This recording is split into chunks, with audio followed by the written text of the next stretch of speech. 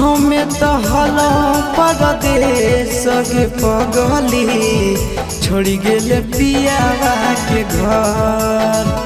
हमें तो हलो परदेश के पगली छोड़ी गेले पियावा के घर। तनी को न कहले हमर आवे के सवाल, तनी को न कहले हमर आवे के सवाल। हमें तो हलो परदेश के पगली छोड़ी गेले पियावा के घर। हमें तो हलो परदेश के पगली छोड़ी गेले पियावा के घर।